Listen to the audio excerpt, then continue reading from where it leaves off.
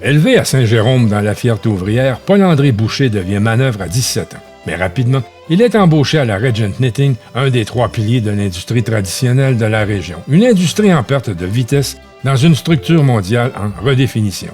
Les relations de travail y sont âpres et le jeune homme se donne au syndicat. D'abord délégué, il en devient directeur, trésorier, puis président. On le retrouve aussi au Conseil du travail de la FTQ, où il est élu président.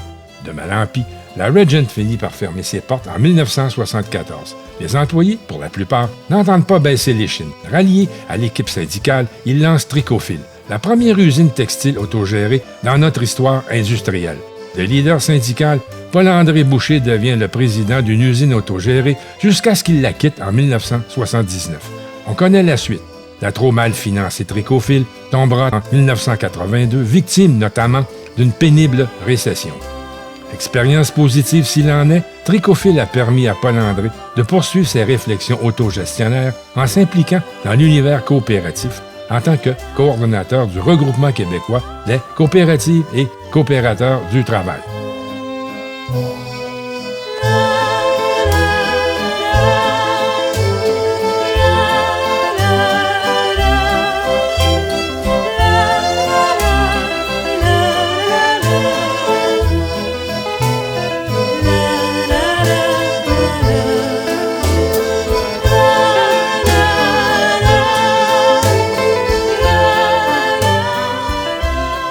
Mes parents viennent tous les deux du milieu agricole. Comme mon père, lui, c'était sur une terre de roche. Ma mère, elle, c'était des terres riches. Les terres de la Rive-Sud sont connues à Montréal. Et en 1924, ils se mariaient. Et puis, ils ont vécu de plein fouet la crise de 29. Ils habitaient à ce moment-là dans Hochelaga, Maisonneuve, sur la rue des Jardins. Et ils en ont mangé. Et c'était durant cette période-là, au début des années 30, malgré la grande pauvreté, il adoptait le premier enfant, Henri, mon frère. Et la guerre, malheureusement, elle a éclaté.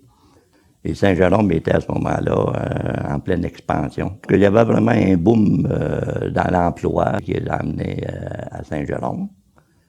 Et en 1949, ils prenaient la décision d'adopter un 3e enfant. Ils sont venus à Montréal, ils sont venus m'adopter. Ma mère avait 54 ans. Mon père avait 52 ans. Ils m'ont donné une éducation catholique, mais c'était pas des mangeux-balus. C'est des gens qui la vivaient au quotidien. Ils faisaient beaucoup d'entraide autour d'eux autres. Il y avait quelques locataires. Du loyer qui retardait, ils n'ont vécu beaucoup. Ils étaient capables de faire la différence entre quelqu'un qui était réellement mal pris et quelqu'un qui voulait rire d'eux autres. Donc, c'était vraiment des personnes très, très humaines et très chaleureuses.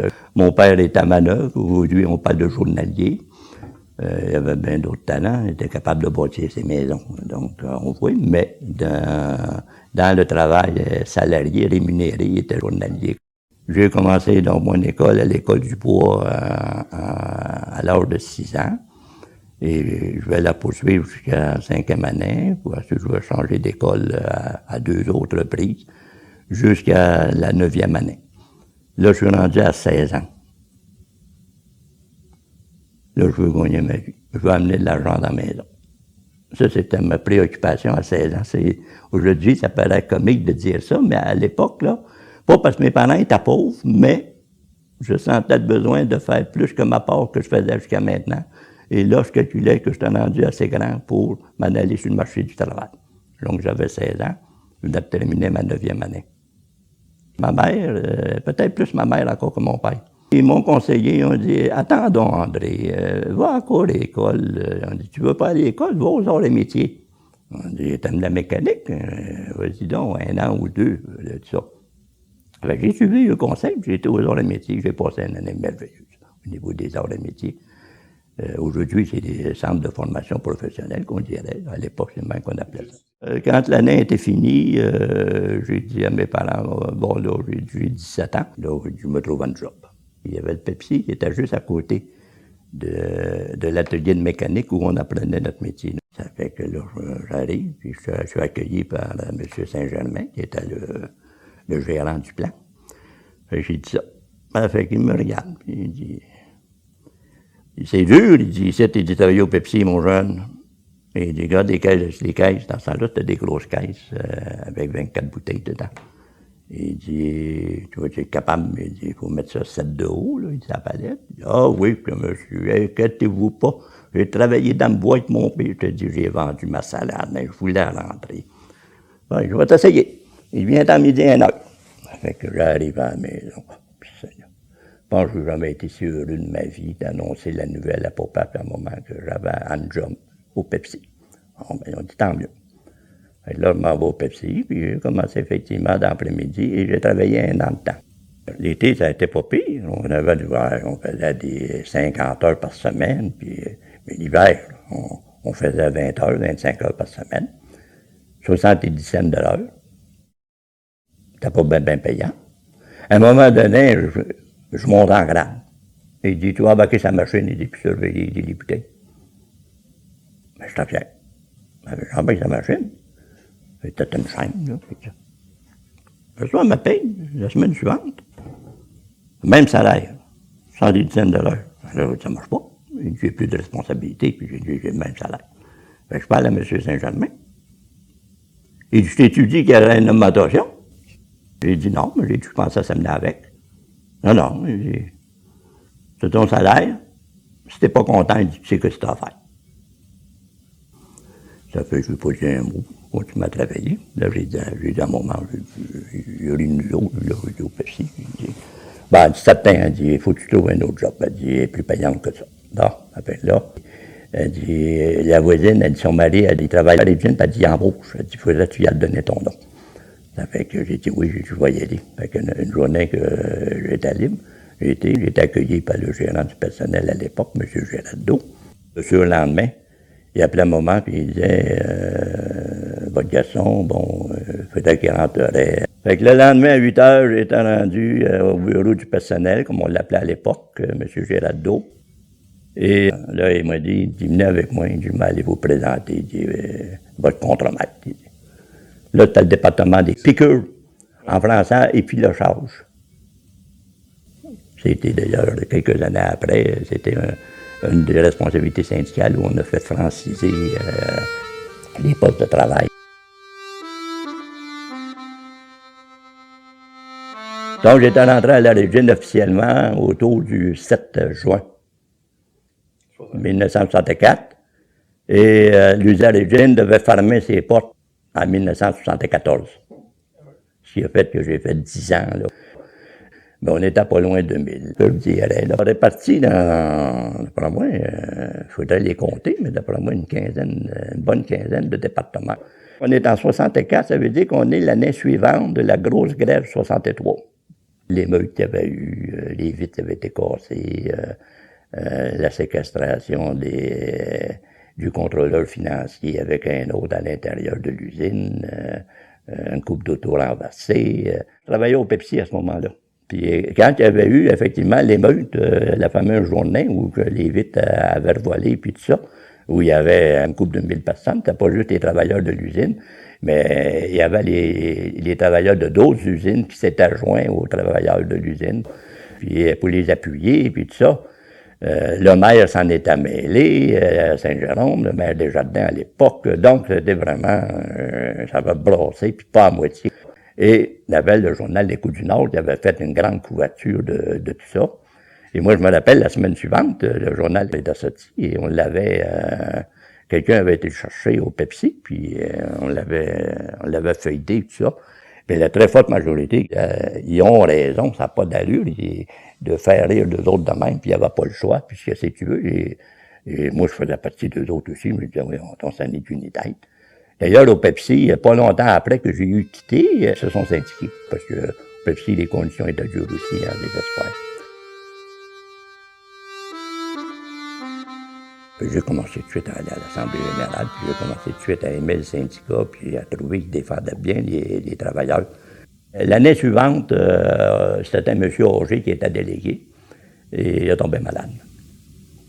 Et l'exécutif m'a accepté.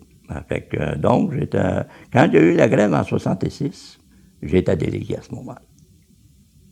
L'originalité de la grève 66, et ça va commencer à préparer aussi le terrain pour en venir à toute la réorganisation de l'usine et après à Tricofil. C'était la grève perlée. Plutôt que tout débrayer en même temps, ça allait sur le trottoir, on choisissait pas au hasard, mais le patron ne le savait pas. On choisissait un département. Puis là, il débrayait un après-midi. Puis ça en allait au local. Mais là, lui, quand il débrayait l'après-midi, souvent, le lendemain, les autres départements, ils étaient en rupture de stock. Fait que là, la production était désorganisée complètement. La chaîne en venait de briser. On avait commencé à comprendre un peu plus l'organisation de la production de l'usine. Parce que quand on s'en allait au local, là, on disait, bon, là, vous avez débrayé vos pics. Les conséquences de ça, c'est que là, demain, les cadres, ils vont manquer de fil. Puis là, quand les cadres vont manquer de fil, là, ça va être le Koning, et lui, dans 2 jours, il va manquer de fil. Fait que là, on faisait toute la chaîne, puis on arrivait à un moment donné, ils vont manquer de tissu pour tailler. Et là, on commençait un peu plus à avoir une vision dans notre tête. C'était vraiment, à mon point de vue, une période qui était bien, bien importante. Ça a duré quelques semaines seulement, et on a eu le renouvellement d'une convention. Et moi, les travailleurs m'ont toujours dit, c'est la meilleure convention qu'on a pu avoir, puis on n'a pas eu à se battre gros. Il ne faut pas oublier qu'ils s'étaient battus 6 mois de temps pratiquement avant, là, dans ce cadre-là. Enfin, donc, cette stratégie-là avait bien fonctionné. Saint-Jérôme, il y a vraiment eu une mobilisation au niveau syndical, au niveau communautaire. L'Église locale était très, très impliquée avec Jacques Grandmaison. Il y a eu le tournage avec Dansereau sur Saint-Jérôme, un très, très bon film qui décrit très bien cette époque-là. Mathieu Thibault, je pense qu'il était, s'il n'était pas président du comité à ce moment-là pour les démarches avec Ottawa puis Québec. On est devenu zone désignée, je pense, en 67, 68. Puis ça va donner un nouveau souffle, on va dire, au niveau industriel. Au niveau de l'usine, ça ne changera pas la situation. Saint-Jérôme était dans une dynamique de devenir plus une ville de service. C'est à cette époque-là qu'on m'a désigné comme président du Conseil du travail de Saint-Jérôme. Et en 67, on m'a à ce moment-là proposé un poste comme directeur du syndicat de la région. Et en 68, on m'a proposé de devenir trésorier du syndicat. Donc, ça ne pas une tâche à plein temps, là, c'est bien sûr. En 1970, pour le syndicat de la région, 2 groupes se sont affrontés en élection. Un mois de temps. Vraiment, la cabale dans l'usine, puis la grosse cabale à part de ça, puis c'était une grosse élection. Nous autres, on croyait qu'il fallait vraiment s'impliquer, puis ça prenait une réorganisation en profondeur de l'entreprise. Mais on l'a apporté avec des fortes majorités. Bon, 70 aussi, il ne faut pas oublier, on n'en parle pas souvent, mais c'est très important, cette époque-là aussi. C'était l'époque du FLQ. Il y a un souvenir impérissable dans mon esprit. C'est la lecture du manifeste du FLQ. C'était un vendredi soir, si je ne me trompe pas. Et nous, on a été l'écouter au Barry, la taverne. Fait qu'on a eu notre rencontre, je ne me rappelle pas à quelle heure ça se faisait, là, en tout cas, c'est pas grave. C'était en soirée, ça, je me souviens bien. Et là, on s'est dépêché à faire notre rencontre pour s'en aller à la taverne de Barry. C'est la taverne de Barry, c'était au-là, la Régine, là. Les ouvriers qui étaient là. Quand ils ont lu le manifeste du FLQ, là, ils avaient entendu voler une mouche dans la taverne. Même les waiters, les serveurs, ça parlait pas, ça écoutait. Ça fait que c'est quelque chose qui a marqué énormément. C'est évident que la violence a été dénoncée. Mais le manifeste en arrière, l'idée, la pensée de ces personnes-là, on s'identifiait à beaucoup qu'il y avait décrit dans le manifeste de revendication. Et moi, ça m'a marqué comme militant, ça c'est évident. J'ai jamais entendu quelqu'un de dire ils ont bien fait de faire ce qu'ils ont fait, là, mais j'ai jamais entendu quelqu'un de me dire ça prend une maudite gang d'écœurants, là. Je n'ai jamais eu ce témoignage-là. On se reconnaissait. Et quand on a été élu, le nouvel exécutif syndical, il y avait cette démarche-là, il a commencé à peu près dans la même période de temps, d'avoir une action plus intersyndicale, donc avec la CSN puis avec la CEQ. Et ça va avoir un très gros impact au niveau de Saint-Jérôme qui va nous amener évidemment à la grève générale du Front commun de 72. On était peut-être naïfs, je sais pas, là, mais bon, on disait si les conditions de travail sont meilleures, ça devrait influencer aussi le secteur privé, ces choses-là. Donc, oui, il y avait un geste de solidarité, mais il y avait aussi, par rapport à nous autres, on disait ça peut aider notre cause. La convention collective de 69 était échue. La compagnie avait annoncé déjà à ce moment-là des mises à pied massives qu'elle allait faire. Il y a eu le renouvellement de convention collective. Les salaires ont été gelés, même s'ils étaient déjà très bas. On a accepté finalement, dans une perspective qu'il y aurait une étude de réaliser pour voir la possibilité qu'on enclencherait une réorganisation au niveau de l'usine et que le syndicat, au nom des travailleurs, était pour participer très, très activement sur le comité. Et dans la convention collective, il y a la création d'un comité consultatif composé de 2 représentants de la compagnie et de 2 représentants du syndicat, avec mandat de traiter tous les sujets concernant la réorganisation au niveau de l'usine, donc au niveau de la production en particulier. Le mot consultatif veut dire « je vous consulte et je fais ce que je veux ». Mais dans la clause du comité consultatif, c'était pas ça que ça disait. C'était que lorsqu'une question était discutée, qu'on en vienne à un consensus de part et d'autre. L'esprit était vraiment d'avoir une table commune pour mettre les problèmes sur la table et trouver des solutions au niveau de la réorganisation de la production en particulier. L'exécutif syndical, après avoir discuté avec les délégués syndicaux, tout ça, qu'on a pensé à cette formule-là, dans notre jargon, nous autres, d'ouvriers. Edouard Gagnon, c'est mon parrain syndical. Il a été capable de mettre la chair alentour du squelette. Et Jacques Gramaison les a écrites avec Edouard. Et là, ça va nous conduire à toute la réorganisation de l'usine. La période charnière, qu'on pourrait dire. Là, on est rendu fin novembre, début décembre 72. Donc, convention collective signée, oui, mais malgré ça, des mises à pied. On sait que le travail se fait à Montréal. Donc, on a à ce moment-là négocié. L'employeur accepte à ce moment-là de revenir sur sa décision. Il est supposé de réembaucher 40 personnes. Au bout de 15 jours, 3 semaines, on se rend compte qu'il y a seulement une dizaine de personnes d'embauchées.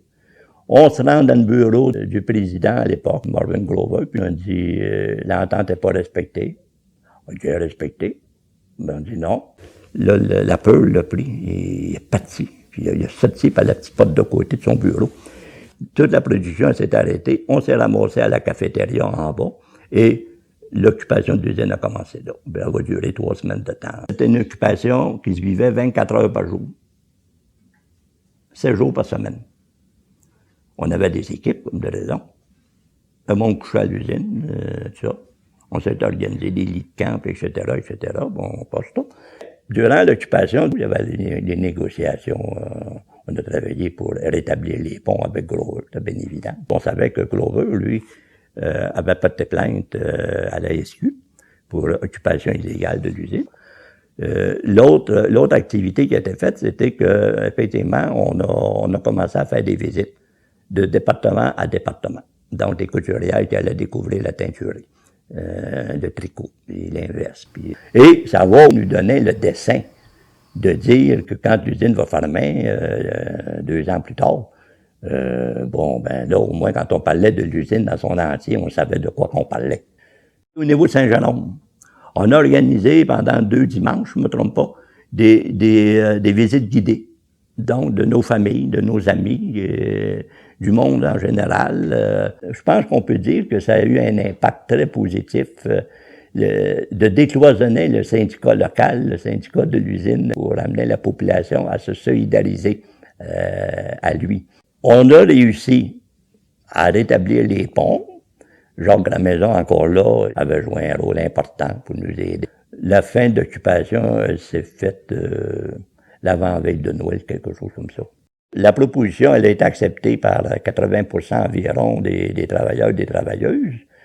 Et ça s'est avéré que Glover a respecté l'entente. Et oui, effectivement, que le nombre de personnes, je pense que c'était 120 ou 140, comme je disais, ils ont été embauchés, et puis ça fonctionnait, jusqu'à la fermeture définitive, mais par rapport à l'occupation, on avait atteint notre objectif. On est rendu en 73. La réorganisation, là, les études se réalisent. Donc, Kurt Unselman réalise l'étude technique. Jacques Gramaison et son équipe réalisent l'étude sociologique. Et finalement, l'étude technique dit oui, il y a possibilité de réorganiser l'usine, mais à des conditions. Des conditions financières, puis des conditions aussi de réorganisation de la gouvernance et réorganisation du réseau des ventes puis de la production. Puis l'étude sociale de Jacques Gramaison révèle que les travailleurs, ils ont, malgré le désenchantement qu'ils ont envers l'employeur, c'est des personnes qui aiment leur travail, qui sont fiers de leur travail, et que s'il y a réellement une réorganisation, puis qu'ils sont impliqués dans cette réorganisation-là, ils veulent faire confiance, puis ils veulent continuer. Et donc, on avait les éléments positifs pour enclencher le processus là, de réorganisation de l'usine. Mais la compagnie veut continuer sur le même modèle. Il y a à l'époque aussi un renouvellement dans une convention collective. Il y a des mises à pied qui se font aussi à l'époque. Pas massives, mais qui se font aussi. Et là, on n'a plus les mêmes préoccupations. Ça se dégrade graduellement jusqu'à ce qu'on arrive au mois de juillet, début juillet 1974. Et là où Glover annonce définitivement la fermeture de l'usine sans aucun préavis. On a dit à Glover, tu fermes tes portes, ferme-les. C'est nous autres qui faisons la production. Il n'est pas question. Parce que lui, il voulait l'amener à Montréal, à son usine, ça lui partenait. Il n'est pas question de toute sorte de production. On a fait le point. Le monde a dit il faut qu'on monte la garde là, 24 heures par jour, 7 jours par semaine. On va les tenir en dedans. Ça fait que ça, c'est une chose. Puis l'autre, on a dit il faut qu'on se retrouve à tous les jours. Ça fait que là, c'est là nos rencontres au sous-sol de la cathédrale qui vont commencer. Et là, durant ces rencontres-là, au sous-sol de la cathédrale, c'est là où le monde a été plus loin. Là, ils ont dit Glover, c'est fini. Ils ont dit il a fermé. On passe à d'autres choses. Là, on a dit, il faut essayer de trouver un autre employeur. Mais là, à ce coup-là, on disait toujours collectivement, un autre employeur où on va avoir une cogestion, où là, nous autres, ce ne sera pas juste un comité consultatif, ça va être vraiment une cogestion. Là, à ce moment-là, rentre dans le décor activement Jean-Guy Frenette de la FTQ, et qui nous a aidé beaucoup à ce moment-là. Et on a commencé à se préparer de dire... on va, comment ça pourrait s'organiser la cogestion dans ce cadre-là. Et c'est là qu'il a germé la corvée, comme on l'appelait, l'occasion de vérifier dans le concret si on était capable, effectivement, d'organiser la production par nous autres mêmes. On a fait une proposition à 140 000 $. On s'engageait au plus tard, telle date, au début janvier, à sortir la production, et en respectant la date et en respectant la qualité qu'ils s'attendaient d'avoir de nous autres. Puis on a eu une lettre de confirmation de Glover à l'effet qu'il était satisfait tant de la date que de la qualité des vêtements reçus, parce que ça avait été beaucoup les vêtements, mais le tissu aussi. Et ça, pour nous autres, c'était quasiment un diplôme à l'époque d'avoir ça. On faisait la démonstration aux autres partenaires à l'effet qu'on était capable, effectivement, de pouvoir s'organiser dans ce cadre-là. C'était un des temps forts qui a uni, malgré le déchirement de la fin de l'occupation, tout le monde au niveau de l'usine. Le contrat était complété, c'est qu'il fallait quitter l'usine. Nous, on avait essayé de pouvoir rester à l'intérieur de l'usine. On n'a jamais voulu. On dit, vous quittez l'usine. C'était ça qui avait été convenu aussi. Mais on ne pensait pas que ça serait si dur que ça. Mais ça nous a, en même temps, ça nous a encore plus convaincus de dire qu'on peut réouvrir l'usine définitivement. On n'avait toujours pas trouvé de partenaire. C'est là qu'on a dit, on y va nous autres-mêmes, en embauchant des cadres extérieurs au niveau des finances, de la direction générale, des ventes puis de la production. C'était la stratégie, en gros, qui avait été mise en place. Et à ce moment-là, on prenait la décision de dire ça va être sur un modèle autogéré. Et de là est né Tricofil.